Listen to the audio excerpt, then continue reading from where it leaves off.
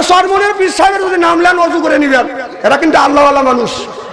এরা জামাত সে তো আসলে শরিয়া বাস্তবায়ন কেন করবে? সে তো নিজেই শরিয়া অনুযায়ী চলে না।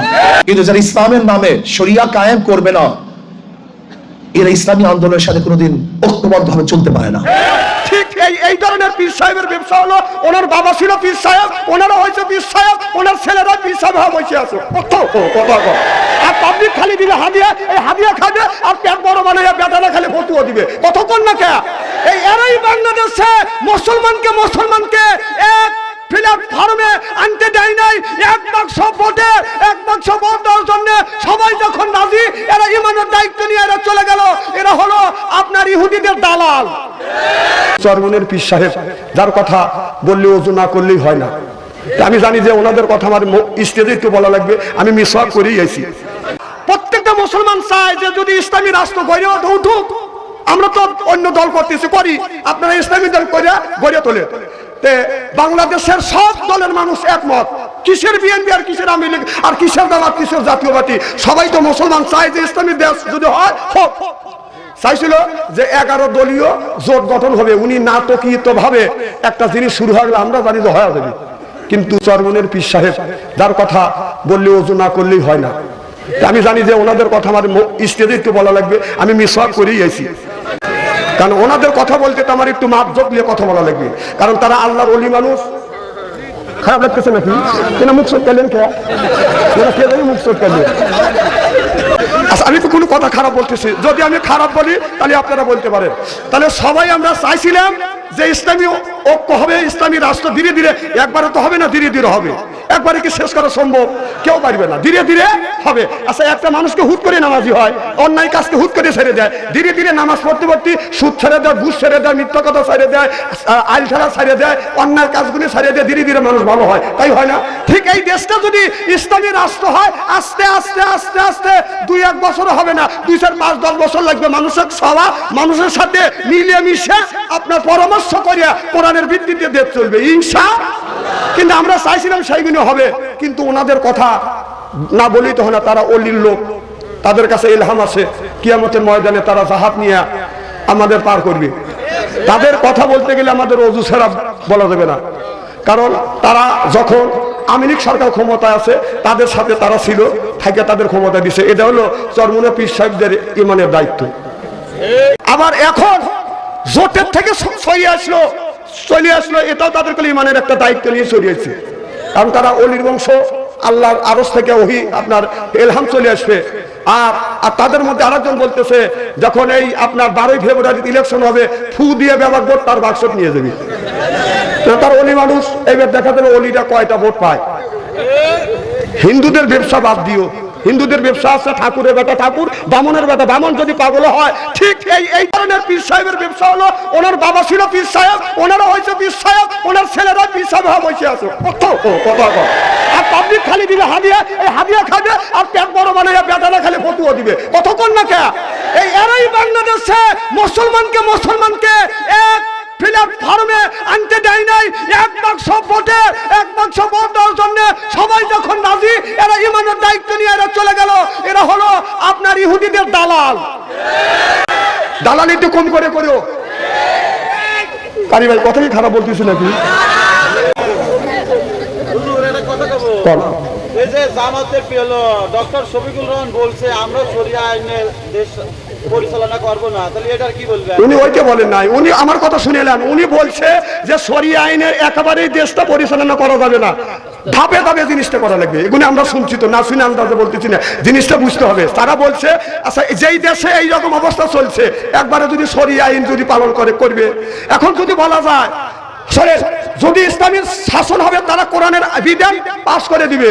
এখন আপনার বউকে যদি আপনি উদলো নিয়ে চলান, তারা বলবে বোরখা পরার। কতক্ষণ না খেয়ে আপনি যদি আমি বোরখা পরাবো না, আপনারটা উদম রাখেন, ওনাকে বোরখা কিনে দিবে নাকি?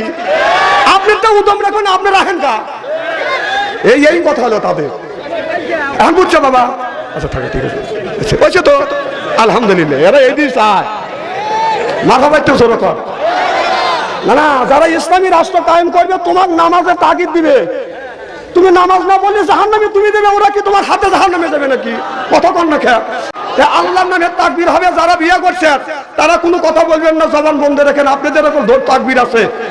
আর যারা বিয়ে করো নাই, অবিবাহিতরা তাকবীর দিবে, তোমরা গলা পরিষ্কার করো বলে। আর যারা বিয়ে করছেন তারা জানি তাকবীর দিয়েন না, আপনার এখন তাকবীর আছে। আর তাকবীরটা বড় হোক আমি দেই, আমার সাথে দেওয়া, দেখি তোমরা পারো কিনা বিবাহিতদের সাথে। এবার রেডি? যারা বিয়ে করছেন মুখ বন্ধ, নারে তাকবীর। আলহামদুলিল্লাহ, বসো। এখন বিবাহিত যারা আছেন তারা, আর যারা বিয়ে করে নাই তোমাদের জবান বন্ধ। হ্যাঁ ভাইজান, সভাপতি সাহেব, আমি তো বিবাহিত। আরে ভাই, ভাই ইজ্জত জানি যায় না, ঠিক আছে তো? যারা বিয়ে করছেন ঠিক আছে তো? এবার যারা বিয়ে করছেন একটা তাকবীর দিবেন, নারে তাকবীর। বিবাহিতরা অবিবাহিত জয়যুক্ত হয়েছে, অবিবাহিত জয়যুক্ত হয়েছে। নারে তাকবীর। আমার ভাইয়ের, আমার মুসলমান ভাইরা, আল্লাহর হাবিবের পিয়ামতরা ভালো করে লক্ষ্য করে শুনো। হযরত ইব্রাহিম আলাইহিস সালাম আল্লাহর কাছে বলেছিল, রব্বি হাবলি মিনাস সলিহিন, আল্লাহ একটা নেক বেটা দাও। আল্লাহ তার একটা নেক বেটা দান করলেন, নাম হলো ইসমাঈল আলাইহিস সালাম। হযরত ইব্রাহিম আল্লাহর কাছে চাইলো, আল্লাহ একটা বেটা দাও। আর আল্লাহ বলল, বন্ধু ইব্রাহিম, তুমি আমার কাছে যখন বেটা চাইলে, আল্লাহ জবাব দিলেন, ফাবাশারনাহু বিগোলামিন হালিম। আল্লাহ বলল, বন্ধুরে, তুমি আমার কাছে নেক সন্তান চাইলে আমি একটা নেক সন্তান শুধু দান করব না, ধৈর্যশীল একটা সন্তানকে দান করব। এই জন্য ইব্রাহিম আলাইহিস সালাম বলেছিল, রব্বি হাবলি মিনাস সলিহিন, আল্লাহ নেক বেটা দাও। আর আল্লাহ তারে নেক বেটা দান করছে। আমরা যেটা জন্ম দিছি এটা বেটা না থেতা, শয়তানের বেটা। রাস্তা দিয়ে গেলে বাজান বাজাইলে এটা বেটা, কিয়ামতের দিন খাবে যাতা পেটা। আহলা তুকুম ফিতনাতুম, বেটা বিটি হচ্ছে পরীক্ষার বস্তু। বেটা বিটির কারণে মা বাবা নামাজ পড়ে রোজা রাখবার পরেও মা বাবা জাহান্নামে যাবে। জোরে কর নাউযুবিল্লাহ। আমার ভাইরা, আমার ইব্রাহিম আলাইহিস সালাম আল্লাহর কাছে বলল, রব্বি হাবলি মিনাস সলিহিন, আল্লাহ তুমি একটা নেক বেটা দাও। আল্লাহ তারে নেক বেটা দান করলো। আর ইব্রাহিম আলাইহিস সালামের ছেলের ইসমাইলের বয়স যখন 12 বছর, আল্লাহ বলল, রে বন্ধু ইব্রাহিম, তোমার নিজের সন্তান ইসমাইলকে তুমি একটু কোরবানি করো, আমি আল্লাহ আমাকে খুশি করবার জন্য। ও বাজান, দুনিয়ায় যত গুণী নবী রাসূল আছে, প্রত্যেকটা নবী রাসূল আল্লাহকে খুশি করবার জন্য সব কাজ করছে। আর আমার আল্লাহ স্বয়ং নবীকে খুশি করবার জন্য আল্লাহ পাগল পারা হয়ে গেছে। আল্লাহ হলো, নবী হলো প্রেমিক, আল্লাহ হলো প্রেমিকা। যে প্রেম করে সে হলো প্রেমিক, আর যে প্রেম দেয় সেই হলো প্রেমিকা। ওই নবী রাসূলরা, বনি ইসরাইলের নবী রাসূলরা হলো প্রেমিকা, আর আল্লাহ হলো প্রেমিক। আর ওই নবী রাসূলরা হতে পারতাম প্রেমিকা। আমার কথা কি বুঝতেছেন? ওই নবী রাসূলরা হলো প্রেমিকা, আল্লাহ হলো প্রেমিক। আল্লাহ প্রেম করছে, তারা প্রেম দিছে। আর স্বয়ং আল্লাহর নবী হলো প্রেমিক, আল্লাহ হলো বাদান প্রেমিকা। সুবহানাল্লাহ বললেন না? আল্লাহ বললেন, এই ইব্রাহিম, তোমার সন্তানটাকে তুমি কোরবানি করো আমাকে খুশি করবার জন্য। হযরত ইব্রাহিম আলাইহিস সালাম তার ছেলে ইসমাইলের কাছে যা বলে, বেটা ইসমাইল, এ বেটা ভালাম্মা, আমি তোমাকে কোরবানি করতে চাই। ইসমাইল আলাইহিস সালাম বলে, বাবা আপনি আমাকে কোরবানি করবেন কিসের জন্য? তা আল্লাহকে সন্তুষ্ট করবার জন্য, খুশি করবার জন্য, রাজি করবার জন্য। বলে, আব্বা, আল্লাহর রাস্তায় যদি আপনি আমাকে কোরবানি করেন, আল্লাহ যদি খুশি হয়। এবার বাবা ডেকে বলে, বেটা ইসমাইল, আমি তোমাকে কোরবানি করব।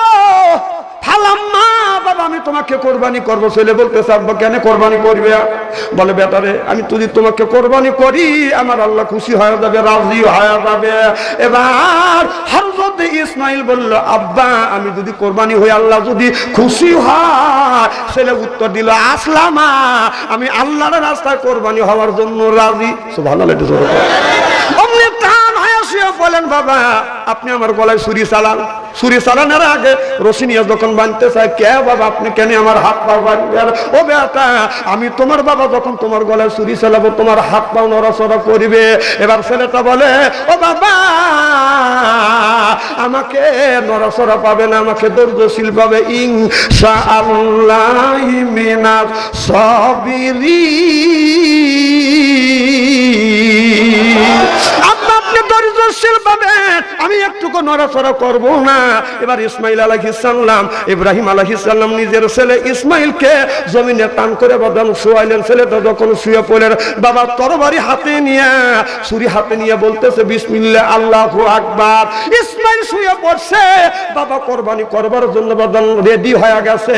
বিসমিল্লাহ আল্লাহু আকবার জবান থেকে উচ্চারিত হচ্ছে, ছুরিটা এইভাবে বদন যাচ্ছে। এমন সময় আল্লাহ আরশে আজিম থেকে সবকিছু দেখতেছে। আল্লাহ ইন্নাল্লাহ আলিমুম বিজাতিস সুদূর।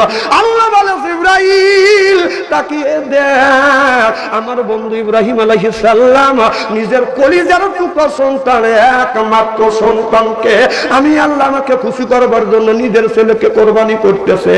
জিবরাইল রে তাড়াতাড়ি যা, জান্নাত থেকে একটা লোহার টুকরা, বেহেশত থেকে একটা লোহার টুকরা নিয়ে ইসমাইল আলাইহিস সালামের থুতির নিচে যাও, ধরো এই ছুরি যেন গলা না কাটে, পশম যেন না কাটে, ছুরিটা যেন ওই লোহার টুকরার উপরে যেন পড়ে। আর একটা দুম্বা নিয়ে ইসমাইলকে সরাইয়া দুম্বা ছুরির নিচে পাইয়া দেও। আমি আল্লাহ চাই না বাবার হাতে ছেলে কোরবানি হোক। সিল্লাকান আল্লাহু আকবার।